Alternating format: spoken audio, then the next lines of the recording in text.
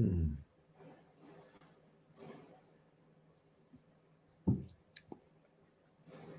Hey there, it's David Gordon from TheaterMania here. It is Wednesday, July 22nd.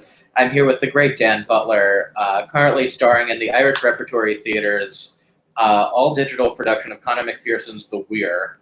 I watched it the other day. It is a great production that's completely done with actors all over the place, I would imagine. So you're in Vermont, I read. Yeah, I love that at the beginning, the credits where, we're North Carolina, Vermont, Connecticut, New Jersey, and Brooklyn. Amazing. Yes. Just amazing that it could be put together like that. Yes. I mean, we heard a lot of great things last night. A dear friend who saw it, an actress, just said it gave her hope for the first time in months. She was having so much fun watching theater again. Yeah. So you were in the 2013 Irish Repertory revival of this play. Yes, that's correct. What was that experience like for you as a performer? You know, it's one of my favorite experiences. The cast was very close. It sort of came out of nowhere. I had this audition. Deborah Brown set me up with the audition, met with Kieran, and I'm reading this, and I remembered having seen a production in Los Angeles, but I had not realized how rich and beautiful it was. And I was going, this is a tremendous part and a glorious play. Found out I got it that weekend. You immerse yourself in the dialect work and getting to know the cast. It felt like one of those times that are very rare, that the stars seemed to be aligned, because it was the perfect group of people. The space at Irish Rep was ideal. The intimacy of that small pub where these people gathered to tell these haunted tales, and the relationship with the audience every night was something I've never experienced. It was really beautiful. So then they revived it in 2015, and you were not part of that production, or were you? Right. No, I was unavailable, and I had to leave the 2013 production a little early because of a conflict, which I hated. But sometimes you've got to go where life leads you. Yeah, great show last night. We've already gotten a comment. Great show last night. Great. So how did this come about for you? Did they come to you? Like, tell me about how they came to you with this idea to do the digital version. Well, I called, wrote Kieran and said, they're doing fundraisers of things. I think Seth Rudetsky's show was inspiring me. I said, we should do The Weir. And he got back to me and said, well, you're not the only person that's had this idea. But by the way he was saying it, it didn't sound like it was going to happen. There were too many conflicts occurring. So when he got back to me about 2.5 weeks later and told me, we're on, are you available? I was thrilled. So there were Sean Gormley and John were in the production I was in. So that was a reunion. And then I got to meet Tim Ruddy and Amanda Quaid. Well, got to meet virtually. Right. So it was just a great gift coming back to it. Yeah. And then you had to scramble to rememorize the whole thing. Well, it became very evident. At first we were it was gonna be a combination of filming the Zoom while filming with an iPhone here, and quickly we realized we couldn't do both. Right.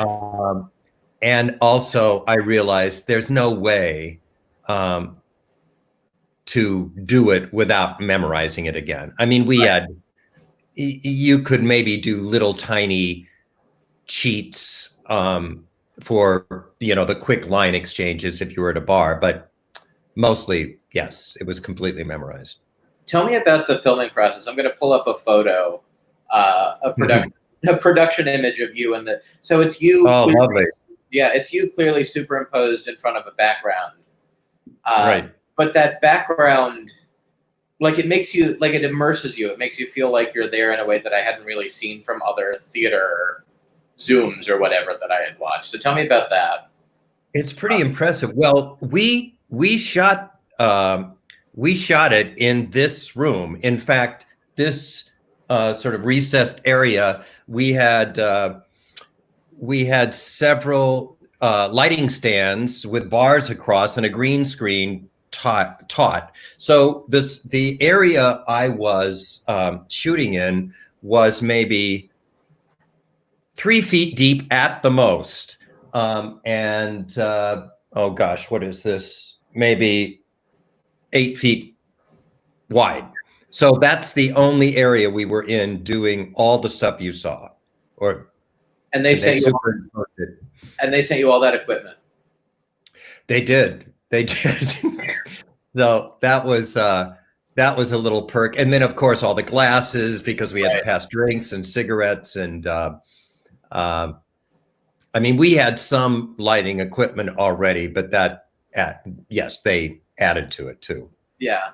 What was the actual recording process like? Were you all just like doing the play in real time and recording the play, or were you doing like your own stuff and then handoffs and then pickups or whatever?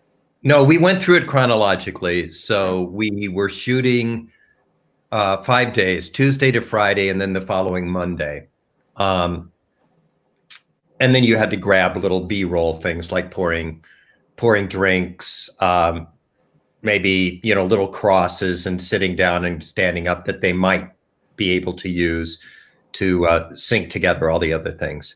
The other thing that came in handy was, we were trying to figure out, okay, I'm here in the bar, so if I'm looking that way, I'm seeing, they had to be sure nothing was in the background, because that was impossible. You couldn't have another character in the background.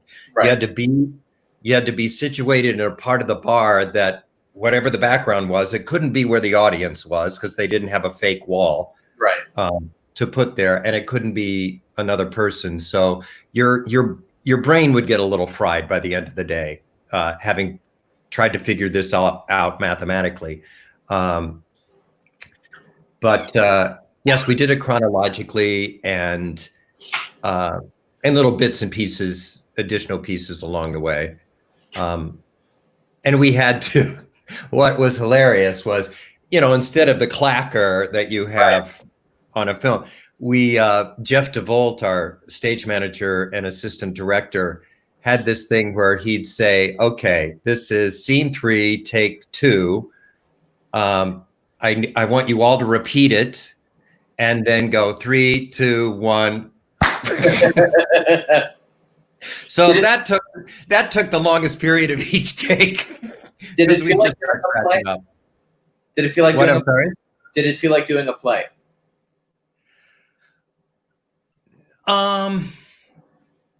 No.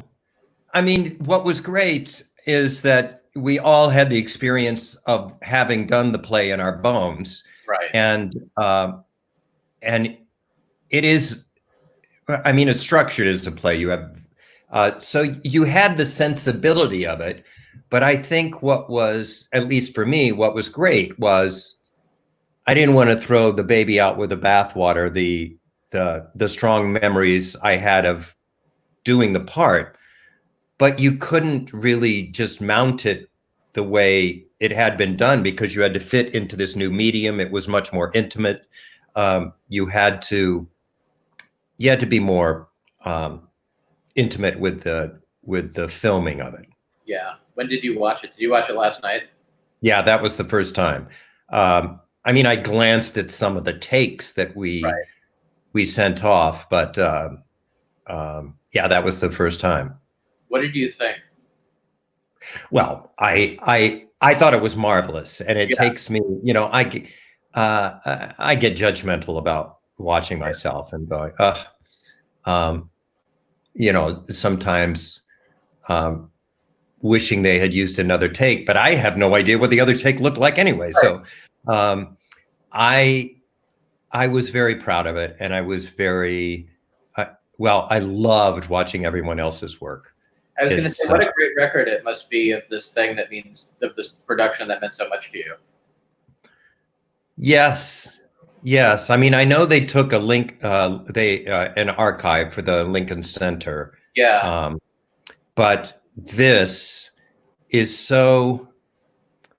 it's so special. Someone said this wonderful thing last night, and I think it probably makes this production sing, or this version of it, is that yes, you have the theatricality of it, you have all that, but all these characters are to a certain extent alone in their own private worlds, and sometimes very lonely, and the just being by yourself and not being able to be in a frame with another character, I think enhances the story.